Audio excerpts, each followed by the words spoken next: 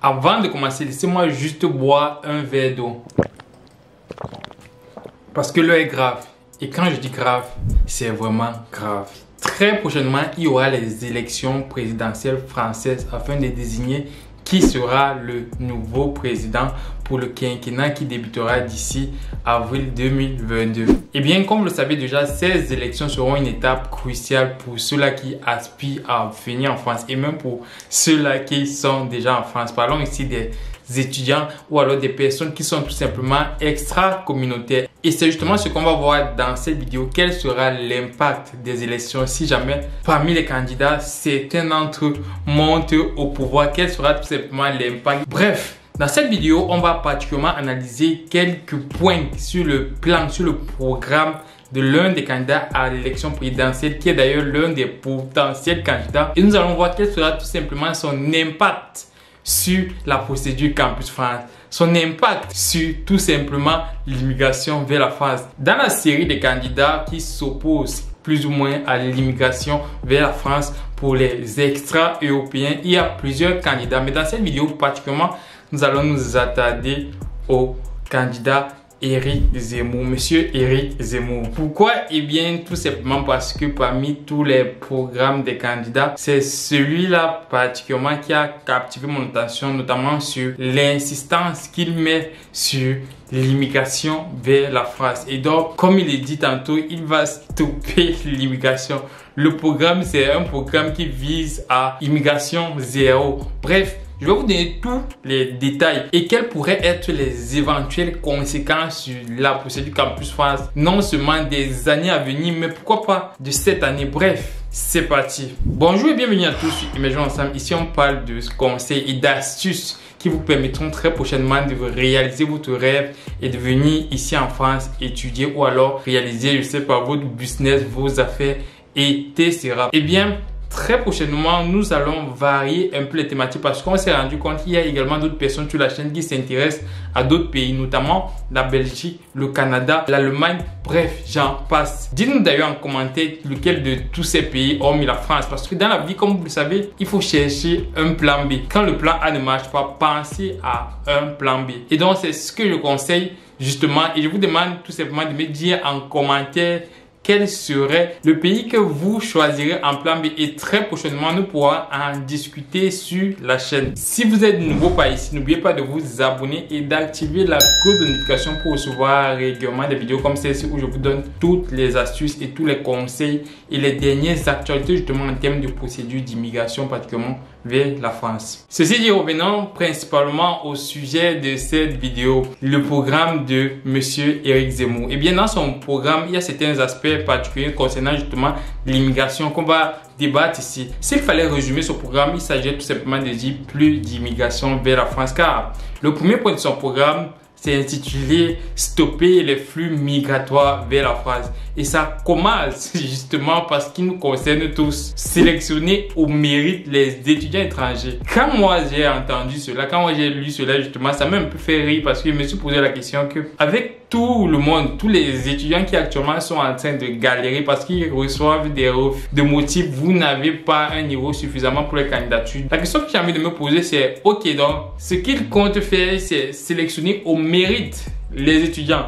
Donc les étudiants qui actuellement sont sélectionnés ont des acceptations. Ils ne méritent tout simplement pas alors. Donc c'est ce que moi j'ai envie de savoir. Dites-moi en commentaire d'ailleurs quel est votre avis par rapport. Parce que moi je pense qu'il y a un problème en fait. Les étudiants qui actuellement reçoivent des acceptations sont des étudiants qui ont de meilleurs dossiers que les autres.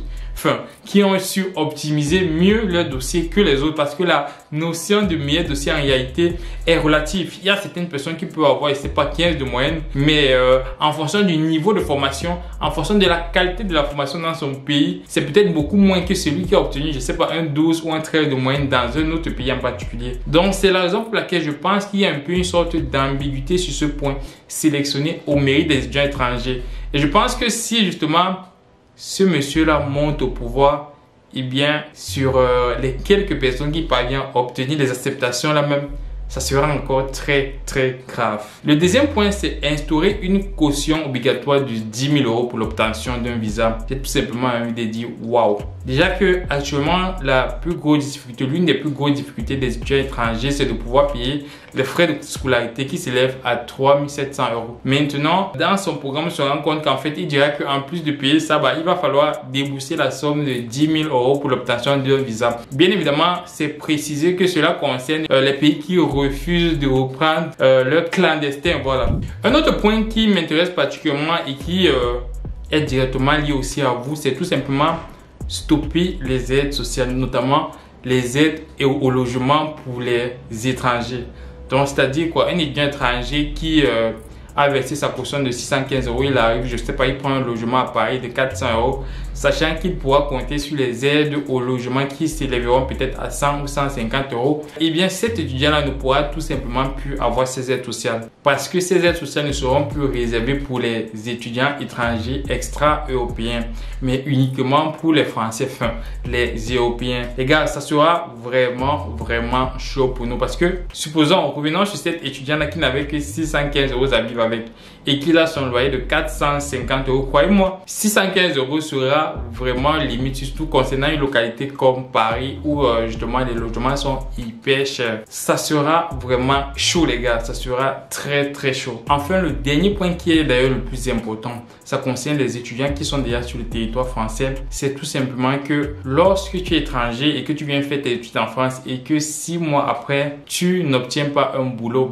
tu es tout simplement expulsé. Donc l'expulsion des étudiants qui ont plus de 6 mois étant au chômage. Vous voyez là, ça sera encore plus chaud. Venir déjà sur le territoire français, c'est compliqué. On connaît par les procédures, toutes les procédures par lesquelles il faut passer. Mais si en plus tu obtiens ton visa, tu viens en France, tu fais tes études, est-ce que c'est de ta faute si tu n'obtiens pas un travail? Voilà la question qu'on peut se poser. Est-ce que c'est de ta faute si après avoir fait tes études brillamment, on connaît tous les réalités du travail pour les étrangers en France. C'est vrai qu'il y en a certains qui se démarquent beaucoup plus que les autres, mais pour les étrangers qui ont un dossier relativement moyen et qui sont dans des domaines où l'emploi est difficile, c'est-à-dire après 6 mois, les bons messieurs vont devoir rentrer chez eux. Vous voyez ça, ça sera vraiment compliqué les gars. Il y a également d'autres points qu'on pouvait aborder comme l'islamisation. Il veut arrêter l'islamisation. Pour les étudiants qui sont issus des pays islamiques, surtout les filles, vous n'aurez plus le droit, par exemple, de porter les voiles dans les lieux publics. Là, je ne veux pas débattre là-dessus.